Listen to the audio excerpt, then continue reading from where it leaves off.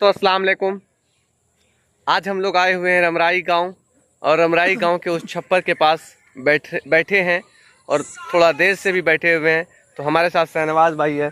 क्या शहनवाज भाई, क्या लगता है आपको इस छप्पर का क्या योगदान हो सकता है इस गांव वाले के लिए? छप्पर का बहुत बड़ा योगदान है और बहुत दिनों से है और हर गांव के लिए है। छप्पर एक मिसाल अब तो छप्पर है। मिलता भी नहीं है कहीं कहीं पे। ये तो हम लगभग 10-12 गांव के बाद एक तो रमराई में देखे हैं। आज से 15-20 साल पीछे जाइए तो बैठक और छप्पर एक गांव की अदालत की हैसियत रखती थी। हाँ, ये बात तो सुने हैं। गांव के जो मसाइल होते थे ये बैठक और छप्पर के ही नीचे बैठ करके हमारे जो है बुजुर्ग जो होते थे, बड़े लोग होते थे, वो हल कर दिया करते थे बिना किसी अदालत के चक्कर लगाए हुए। नहीं, आज के दिन में समाज को आप देखेंगे तो समाज को ज्यादातर गंदा जो कर रहे हैं वो छोटे मोटे नेता लोग कर रहे हैं। क्योंकि जो छोटका नेता होता है, गांवा नेता, वो बहुत मुकरात होता है। किसी भी मामले को अदालत तक ही पहुंचाना सोचते हैं और खास करके थाना में जाकर पैसा देना तो बहुत मजा आता है।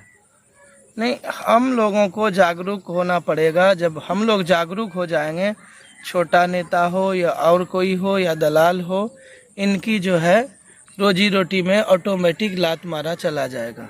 हाँ, वो तो सच बात है कि लात मारा चला जाएगा, लेकिन अब हम फ्यूचर सोच रहे हैं, यानी बैक तो आना नहीं सोच रहे हैं, क्योंकि हम आगे जाना सोच रहे हैं। तो आगे जाने का मतलब है कि अदालत ज़्यादा जाना। जिस तरह से माहौल बदल रहा है, तो आपको क्या लगता है कि इस छप्पर के सहारे फिर से चल सकता है एक समाज? छप्पर के सहारे जो उस टाइम चलता था वो आपसी सहमति, आपसी रजामंदी से होते थे फैसला, ना कि जोर जबरदस्ती से होता था। अगर आज भी आदमी आपसी समझौता कर लें तो बड़े बड़े जो है, आप खुद देखेंगे अदालत में भी एक है लोक अदालत। हाँ, वहाँ भी आपसी सहमति से जो है ना बड़े बड़े 20 साल 25 साल के जो है मसाइल हल होते हैं और बहुत आसानी से हल होते हैं और बहुत लोगों का इसका फ़ायदा भी हो रहा है। तो आप लोक अदालत का भी सहारा ले सकते हैं। नहीं, जैसे समाज का बात है, हम समाज जिंदा करने का बात कर रहे हैं। कानून तो है ही, कानून तो किसी भी अपराध को छोड़ता नहीं है। कानून के अंदर अगर आप जाते हैं तो कानून को ये अधिकार है कि आप जो जघन्य अपराध करते हैं या आप छोटा अपराध करते हैं उसमें सजा मुहैया करा देती है कानून। हमारे देश के संविधान में ये प्रावधान है और संविधान बहुत खूबसूरत भी है, इस बात में कोई दोष नहीं है। लेकिन मसला ये है कि जिस तरह समाज में जिंदा रहने का बात है, समाज किस तरह जिंदा रह सकता है?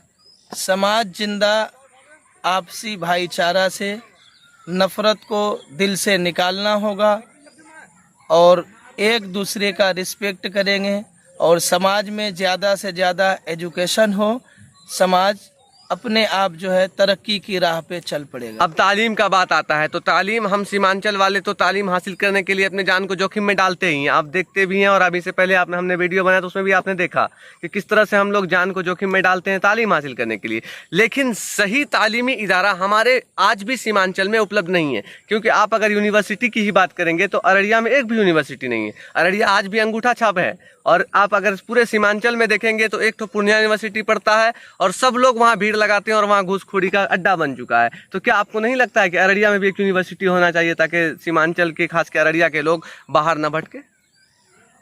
कौन सा एजुकेशन संस्था में क्या घुसखोरी चल रहा है इसके बारे में तो मुझे मालूम नहीं।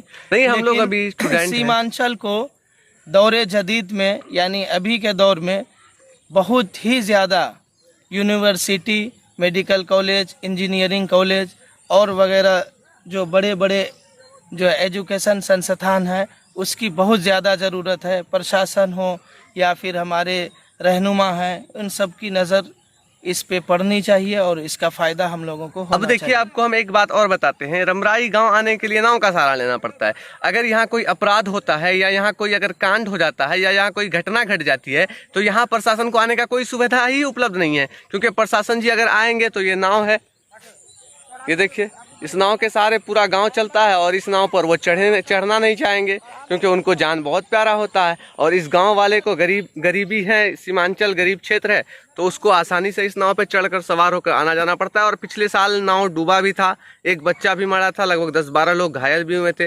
लेकिन उन सब पर कोई विचार नहीं करता है। फिलहाल हम लोग क्या कर सकते हैं। हम लोग अभी मॉर्निंग वॉकिंग में आए हुए थे और मॉर्निंग टाइम है तो थोड़ा सा गुफ्तगू कर रहे हैं, तो उसी बीच में अपने राय को, अपने भड़ास को निकालने के लिए इस कैमरा का सहारा लिए हैं। तो आप लोग भी बराए मेहरबानी इस वीडियो को थोड़ा सा शेयर कर दीजिएगा। तो क्या शाहनवाज भाई, विदा लिया जाए? हाँ, अब हम लोग चलते हैं अपना कारोबार की ओर। ठीक है, शुक्रिया।